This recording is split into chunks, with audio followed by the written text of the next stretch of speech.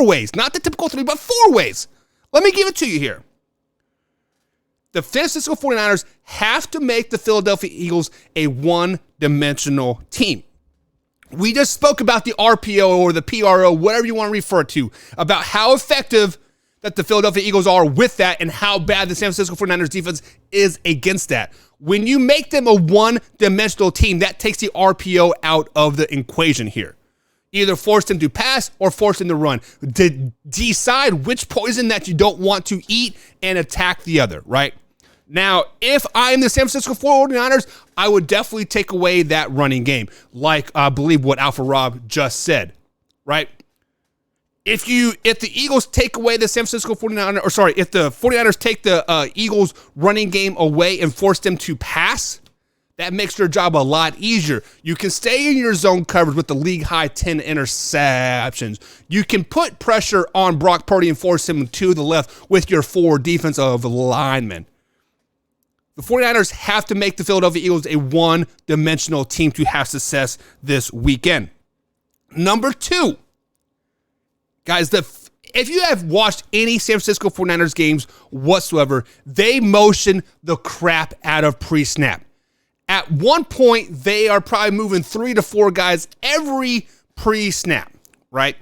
They are the highest team in the NFL to have pre-snap motion. With that being said, you 49ers have to take advantage of that. When you motion people from one side to the other, you are trying to create weaknesses in the defense. You are trying to get a linebacker on Debo. You are trying to get a cornerback on CMC, right? You are trying to make those matchups that are favorable in your position. And if they do that, they have to exploit it. Once you see a linebacker on Debo Samuel out in the slot or even out in the Y position, right? Get him the damn ball right then and there.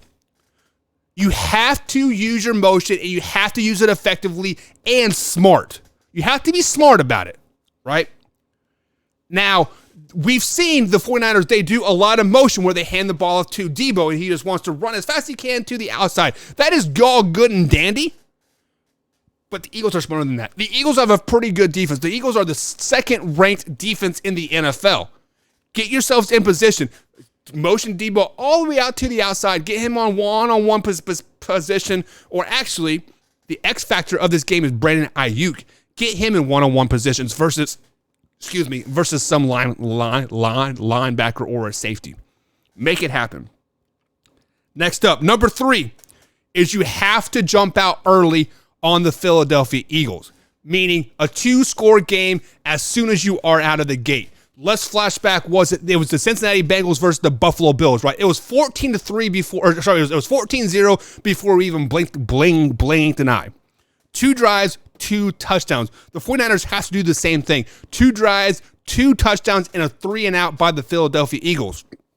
When the Philadelphia Eagles are playing from behind, they pass the ball 70% of the time.